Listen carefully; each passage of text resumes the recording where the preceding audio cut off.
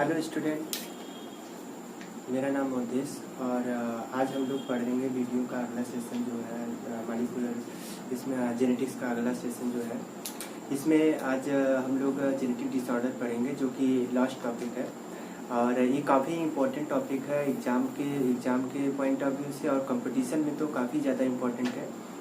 हालांकि हम लोग इसमें टॉपिक पढ़ने वाले हैं, इसमें मेंडेलियन डिसऑर्डर, इसमें जेनेटिक डिसऑर्डर में दो होता है, मेंडेलियन और क्रोमोसोमल। तो क्रोमोसोमल और मेंडेलियन डिसऑर्डर में अलग अलग चीज़ों को हम लोग देखेंगे। और यहाँ से जो क्वेश्चंस आते हैं वो क्वेश्चंस जो है काफ़ी जैसे जेनेटिक्स जैसे क्रॉस बेस्ड आते हैं। जैसे कलर ब्लाइंड, अगर पेरेंट्स फादर कलर ब्लाइंड है, मदर जो है नॉर्मल है, तो ऑफस्प्रिंग में क्या इसका उसका फिनोटाइप जीनोटाइप क्या होगा। तो इस बेसिस पे इसके क्वेश्चंस आते हैं, तो इसको हम लोग देखेंगे। क्योंकि अब जो मैं लास्ट इस चैप्टर का जो लास्ट वीडियो रखूँगा, उस लास्ट वीडियो में मल्टीपल एलिज्म और उसके बाद में कलर ब्लाइंडनेस। हालांकि कलर ब्लाइंडनेस आप इसमें एनसीईआरटी में दिया नहीं है, लेकिन मैं देख रहा हूँ नीट में बहुत ज़्यादा क्वेश्चंस कलर ब्लाइंडनेस से आ रहा है। तो कलर ब्लाइंडनेस और इसके बाद में मल्टीपल एलिज्म, इन सब पे जो है जो नीट में बेस्ड क्वेश्चन आए हैं और कैसे क्वेश्चन करने का क्राइटेरिया है, क्या उसका तरीका होना चाहिए, इस वीडियो को हम लोग लास्ट में एक वीडियो हम इसका बनाएंगे अलग से क्वेश्चन बेस्ड। तो आज के वीडियो में जो हम लोग को इसमें देखना है, चलिए हम लोग इसको स्टार्ट करते हैं। और ये काफ़ी इम्पोर्टेंट, मैं बार बार कह रहा हूँ, बहुत ही इम्पोर्टेंट टॉपिक है। इस टॉपिक को जो है स्किप नहीं करना है, इसको अच्छे से पढ़ना है।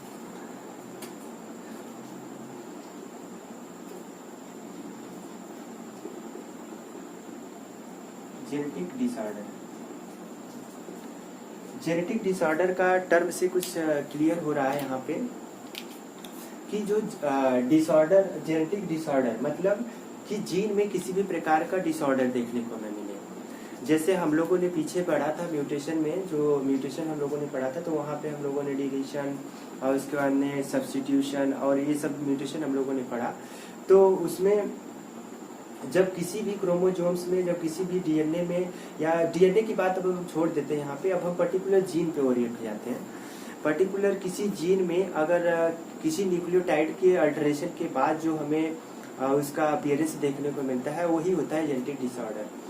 अगर हम लोग सपोज, जैसे हम इसको अगर जेनेटिक डिसऑर्डर को एक सिंपल शब्दों में समझे, तो सपोज मान लीजिए कोई जीन यक्स है, तो इस जीन में अगर किसी भी प्रकार का म्यूटेशन हो जाता है, तो इसके म्यूटेशन होने के कारण ये कोई एबनॉर्मल प्रोटीन बनाने लगता है। एबनॉर्मल प्रोटीन जो बनाने लगता है, जो कि हमारी बॉडी के लिए हेल्पफुल नहीं होता है। तो इस प्रकार के अल्टरेशन को हम लोग जेनेटिक डिसऑर्डर बोलते हैं। जेनेटिक डिसऑर्डर जो होता है जीन लेवल पे भी होता है, क्रोमोसोमल और ग्रॉस क्रोमोसोमल लेवल पे भी होता है। और इसमें हम लोगों को दो चीज़ें जो जेनेटिक डिसऑर्डर में हम लोग को पढ़नी है, वो दो चीज़ें क्या क्या है। पहली जो चीज़ है मेंडेलियन डिसऑर्डर।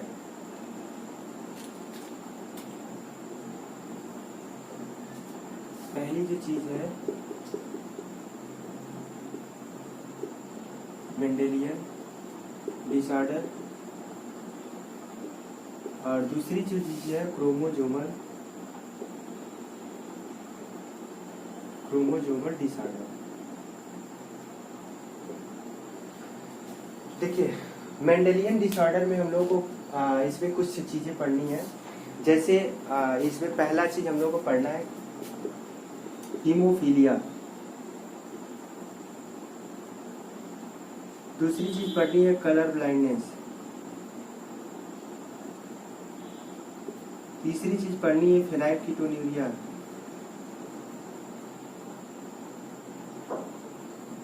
और चौथी चीज पढ़नी है इसमें सिकल सेल एनीमिया, SCA बोल देते हैं। ठीक, इसमें हम लोग को पढ़ना है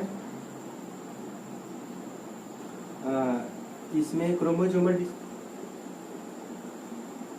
डाउन सिंड्रोम, टर्नर सिंड्रोम और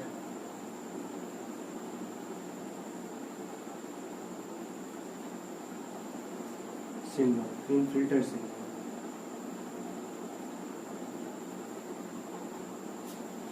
ठीक, फिल्टर।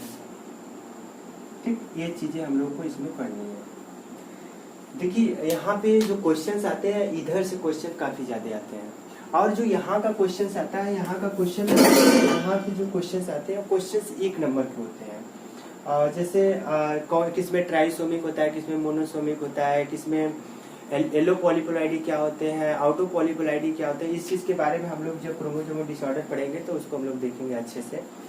लेकिन यहाँ पे हम लोगों को पहले पढ़ना है मेंडेलियन डिसऑर्डर। देखिए जो एनसीईआरटी में जो दिया है, हीमोफीलिया दिया, फिनाइलकीटोनुरिया और सिकल सेल एनीमिया दिया है। जो कलर ब्लाइंडनेस है, कलर ब्लाइंडनेस मैं देख रहा हूँ कि नीट में हर साल क्वेश्चंस आए हैं, तो मैं कलर ब्लाइंडनेस इसको बता दूंगा, और यहाँ पे जिस तरीके से क्वेश्चंस आते हैं उसको भी हम लोग यहाँ पे पढ़ लेंगे। तो सबसे पहले हम लोग यहाँ पे स्टार्ट करते हैं हीमोफीलिया के बारे में।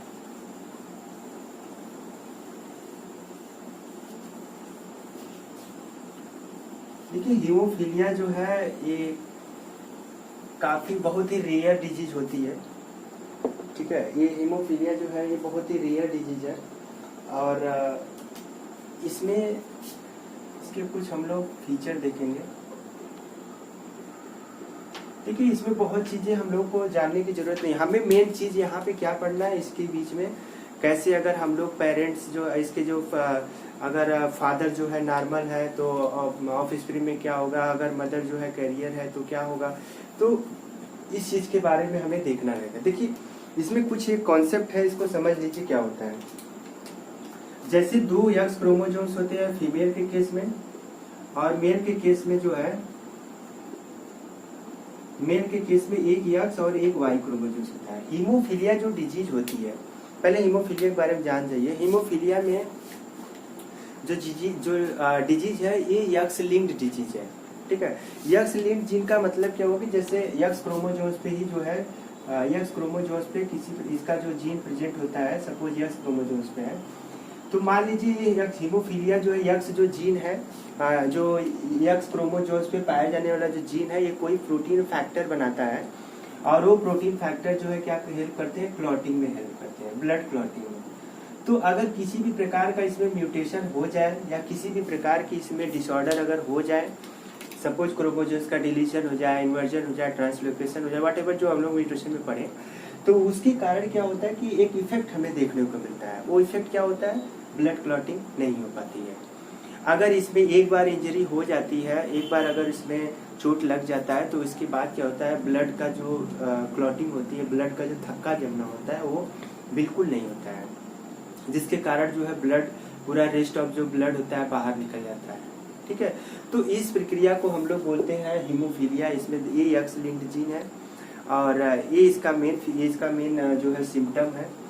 और अगर हम लोग देखिए यहाँ पे हम लोग कुछ चीजें जान लेते हैं कि जैसे इसमें बहुत कंफ्यूजन होता है, कैरियर क्या होते हैं, और मेल में जो है जो डिजीज सफरिंग क्या होते हैं, डिजीज सफरिंग जीन्स कौन से होते हैं, तो इस चीज में थोड़ा समझ लेते हैं। क्योंकि इसके बाद जो है हीमोफीलिया, कलर ब्लाइंडनेस, फिनाइलकीटोनुरिया और इसके बाद में सिकल सेल एनीमिया, ये सारी चीजें जो है एक दूसरे से लिंकअप रहेंगी। इसी बेस पे जो है हम लोग क्रॉस को और ज्यादा क्लियर उसका प्रोजेनी हम लोग निकाल सकते हैं। देखिए जैसे मैं यहाँ पे बता रहा हूँ, जैसे अगर सपोज एक एक्स क्रोमोसोम्स पे हीमोफीलिया का जीन है, तो एक्स एच और एक्स है, तो इसको हम लोग बोलते हैं कैरियर, ठीक। अगर इसी पे एक्स एच और एक्स एच है, तो इसको हम लोग बोलते हैं haemophilic. Haemophilic means disease suffering है, ये क्या होगी, कैरियर होगा। अब देखिए मेल के केस में बड़ा इंटरेस्टिंग होता है। मेल के केस में क्या है, एक ही एक्स क्रोमोसोम्स है, एक ही एक्स क्रोमोसोम्स से इसका मतलब क्या हुआ कि अगर एक ही एक्स क्रोमोसोम्स पे हीमोफीलिया का जीन है, तो ये जो है क्या होगा, डिजीज सफरिंग का, या इसको बोलेंगे हम लोग हीमोफिलिक, हीमोफिलिक पर्सन, ठीक है। ये बहुत ही इंपॉर्टेंट है, इसको हम लोग हर जगह देखेंगे कि कैरियर क्या है, और अगर कैरियर होगा उसका नॉर्मल से क्रॉस कराएंगे। और ये तो पता है, ये तो जैसे एक्स है और एक्स और वाई है, तो ये नॉर्मल होते हैं, दोनों नॉर्मल जीन है, इतना तो पता होगा, ठीक है। तो हीमोफीलिया का चलिए देखिए क्रॉस देखते हैं हम लोग कैसे इसमें हम लोग पता करते हैं। देखिए हीमोफीलिया का जब हम लोग क्रॉस कराते हैं, तो सबसे पहले हम लोग लेते हैं, जैसे मान लीजिए ये फीमेल है, ये फीमेल है। फीमेल का क्या है, यक्स और यक्स क्रोमोसोम्स है। और ये मेल है, मेल का क्रोमोसोम्स क्या है, यक्स और वाई है। अब मैं यहाँ पे कह रहा हूँ कि जो जीन है, देखिए जो यहाँ पे जो जीन है वो हीमोफीलिया का जो जीन है वो क्रोमोसोम्स नंबर एक्स पे है, मतलब मेल पे है। ठीक, तो ये क्या हुआ, हीमोफीलिक पर्सन हुआ, कंप्लीटली डिजीज, इसकी डिजीज सफरिंग हुआ। और ये क्या हुआ, नॉर्मल हुआ। जब एक नॉर्मल मेल की शादी, नॉर्मल मैन की शादी जो है, सॉरी हीमोफिलिक मेल की शादी जो है किसी नॉर्मल वुमेन से करा दी जाती है, तो इसके ऑफस्प्रिंग का क्या जो है फिनोटिपिक और जीनोटिपिक रेशियो होगा उसको निकालना है। ठीक है, अब देखिए कैसे होगा। जब हम लोग इसका क्रॉस कराएंगे तो पहले हमें क्या मिलेगा, यक्स यक्स यच। ठीक, फिर यहाँ पे इसको करा दीजिए, इसका क्या होगा, यक्स वाई।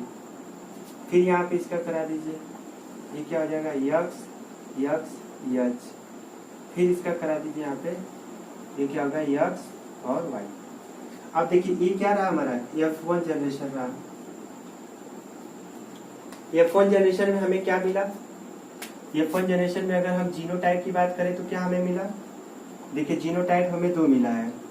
पहली चीज हमें क्या मिला है, यक्स यक्स यच मिला है 2, और क्या मिला है, यक्स और वाई मिला है। ठीक है, और फिनोटाइप की अगर हम लोग बात करेंगे तो क्या होगा,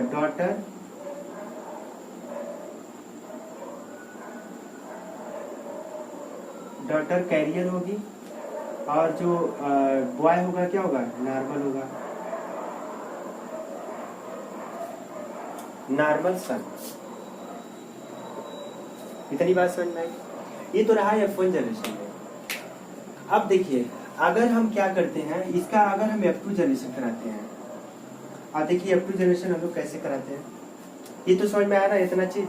अब इसको हम इरेज कर रहे हैं, ये जीनोटाइप और फिनोटाइप इसको समझ जाइए, लिख लीजिएगा। अब देखिए इसका अब हम लोग क्रॉस कराते हैं F2 जनरेशन, तो F2 जनरेशन कैसे होगा इसका, हम क्या करते हैं, मेल ले लेते हैं यक्स वाई, और फीमेल क्या है, यक्स और कैरियर है।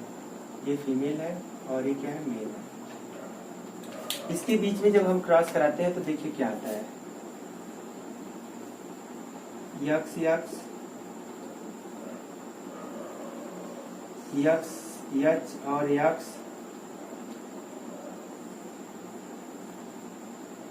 यक्स वाई,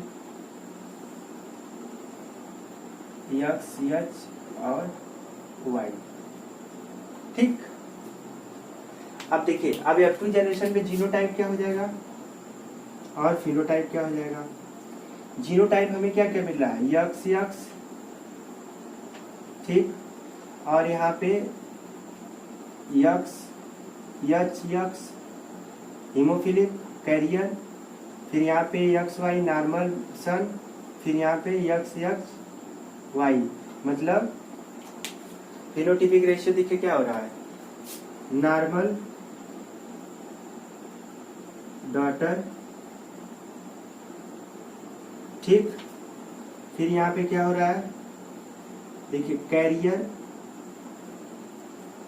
कैरियर डॉटर, यहाँ पे क्या हो रहा है, नॉर्मल सन, फिर यहाँ पे क्या हो रहा है, हीमोफिलिक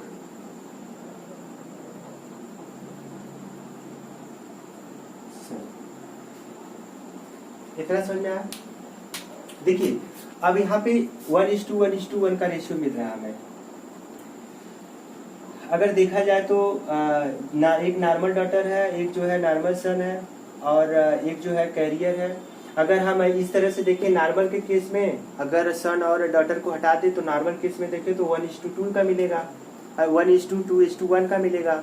अगर इस तरह से हम लोग देखेंगे जेंडर के अकॉर्डिंग तो हमें 1:1 का मिल रहा है। देखिए अब यहाँ पे एक चीज देखिए, जो जीन है वो जीन कहाँ पे था, पहले मेल पे था, पहले मेल से स्टार्ट हुआ, फिर कहाँ गया, फीमेल में गया, मतलब डॉटर में। मेल से स्टार्ट हुआ, जीन कौन है, डिजीज कॉजिंग जो डिजीज जो जीन है वो मेल के ऊपर है। मेल के बाद जो है किसमें गया, डॉटर में गया। ठीक, तो डॉटर के बाद फिर देखिए, जब डॉटर के बाद यहाँ हम लोग जब कैरियर फीमेल का क्रॉस कराते हैं एक नॉर्मल मेल से, तो फिर क्या हो रहा है कि ये जो है फिर फिर जो है सन के पास चला जा रहा है। तो यहाँ पे क्या हो रहा है, क्रीज क्रॉस हो रहा है, मतलब जिग जैग। पहले जैसे जिग जैग का कहने का मतलब हो रहा है, क्रीज क्रॉस क्या होता है, जैसे जिग जैग। देखिए जैसे स्टार्ट हो रहा है यहाँ से, जैसे स्टार्ट यहाँ से हो रहा है, फिर फर्दर जो है मेल पे चला जा रहा है, पहले मेल से फिर फीमेल में, फिर फीमेल से फिर मेल में चला जा रहा है। तो इसको हम लोग बोलते हैं zigzag type of cross या क्रीज क्रॉस बोलते हैं। ठीक है, तो ये है हीमोफीलिया। हीमोफीलिया के बारे में इसी तरह से जो है क्वेश्चंस आते हैं कि अगर कोई फीमेल है, उसके फादर जो है हीमोफिलिक थे और उस फीमेल की शादी जो है एक नॉर्मल मेल से कराई गई, लेकिन नॉर्मल मेल के जो फादर थे वो भी हीमोफिलिक थे, तब उनके बीच में जो है बताइए कि ऑफ स्प्रिंग की जो है जीनोटाइप और फिनोटाइप क्या होगी, या उसका पूछ देता है परसेंटेज ऑफ रेशियो पूछ देता है। ठीक है, तो ये सारी चीजें एक अच्छे से इसको समझना है, क्योंकि अब मैं जब वो लास्ट वीडियो जो बनाऊंगा कलर ब्लाइंडनेस का, वहाँ पे हम लोग बात करेंगे कि किसमें कितना परसेंटेज जाएगा, कौन सा परसेंटेज, कौन कितने परसेंट कैरियर रहेगा, कितने परसेंट कलर ब्लाइंड रहेगा। तो इसी प्रकार हीमोफीलिया में भी हम लोग उस फार्मूले को इम्प्लीमेंट कर सकते हैं, लेकिन बेसिक कॉन्सेप्ट यही था, यही चीज इतना जानना है, इसी बेस पे ही क्वेश्चंस आते हैं। जैसे मैंने एक आप लोगों को बताया कि नॉर्मल फीमेल की शादी एक हीमोफिलिक मेल से करा दी जाती है, तो ऑफ स्प्रिंग क्या होते हैं। तो इसी प्रकार से क्वेश्चंस अगर आएगा तो क्वेश्चंस में दे देगा नॉर्मल डॉटर, नॉर्मल सन और हीमोफिलिक सन और कैरियर फीमेल। तो ये 4 रेशियो अगर दे देगा, 4 रेशियो अलग अलग बनेंगे तो 4 रेशियो देगा, 4 ऑप्शन दे देगा। अगर इसी प्रकार रेशियो पूछता है तो 1:1, 1:2:1 दे देगा। तो अलग अलग टाइप के रेशियो देगा, तो आप अपने अकॉर्डिंग जो है किस तरह से इसमें आता है उस हिसाब से आपको वहाँ पे करना रहेगा। ये क्वेश्चन से मान के चलिए कि यहाँ से क्वेश्चन नीट में बहुत अच्छे से इसको पूछा जाता है। ठीक है, अब देखिए अगला जो बच रहा है इसमें दूसरा है, इसमें फेनाइल कीटोन्यूरिया। फेनाइल कीटोन्यूरिया को हम लोग ने बात कर चुके हैं, मैं इसको बता चुका हूँ, फिर भी आज मैं बता दे रहा हूँ कि इसका क्या है, कैसे है, इसमें क्यों मेंडेलियन डिसऑर्डर में क्यों इसको रखा गया है। ये भी एक एक्स लिंक्ड जो है क्रोमोसोम एक्स लिंक्ड जो है जीन है, डिसऑर्डर जीन है, वो कैरेक्टर है, डिजीज है। फेनाइल कीटोन्यूरिया, जैसा कि हमने प्लियोट्रॉपिक जब जीन हम बता रहे थे वहाँ पे हमने एक चीज बताया था कि अगर एक जीन में अगर किसी प्रकार का म्यूटेशन हो रहा है तो वो एक या एक से अधिक फैक्टर को जो है कैरेक्टर फीचर को जो है इन्फ्लुएंस करता है, that is called pleiotropic gene. तो प्लियोट्रॉपिक जीन के बारे में हम लोग डिस्कस किए थे, इसका एक वीडियो मैं बनाया हूँ और वो प्ले लिस्ट में है, उसको देख लीजिएगा।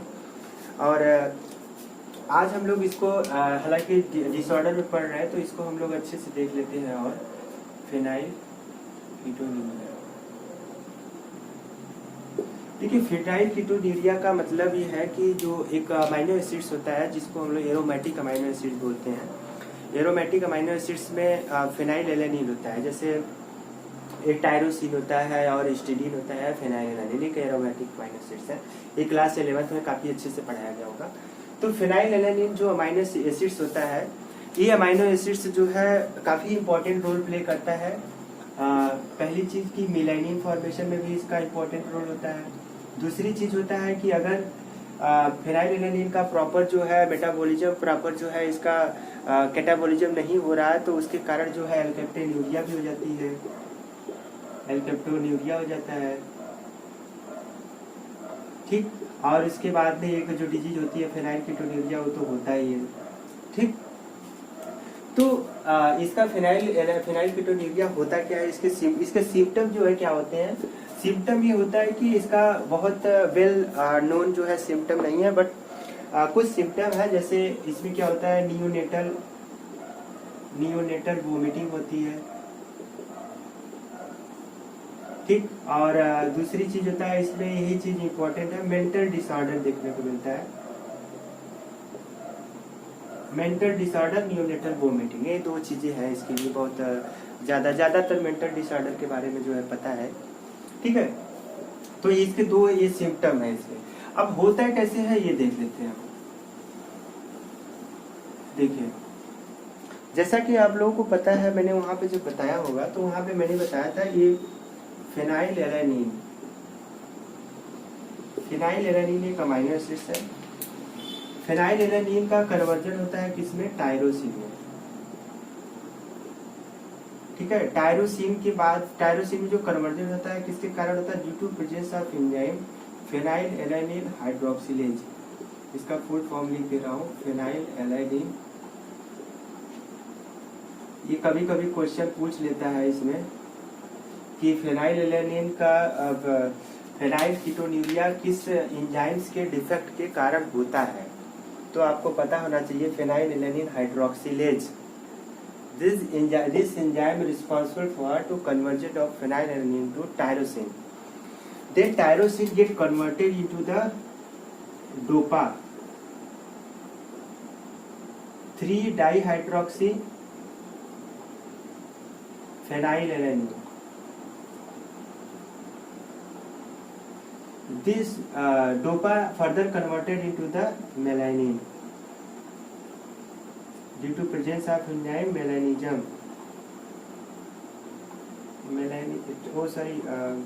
Tyrosinase I think.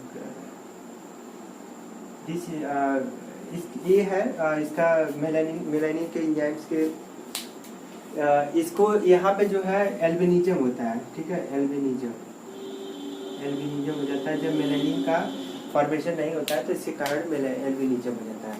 तो देखिए ये चीजें तो मैं बता दिया, उस तरह से जानना जरूरी था, लेकिन इतनी चीजें जो है आपको फेनाइल कीटोन्यूरिया में पढ़नी थी।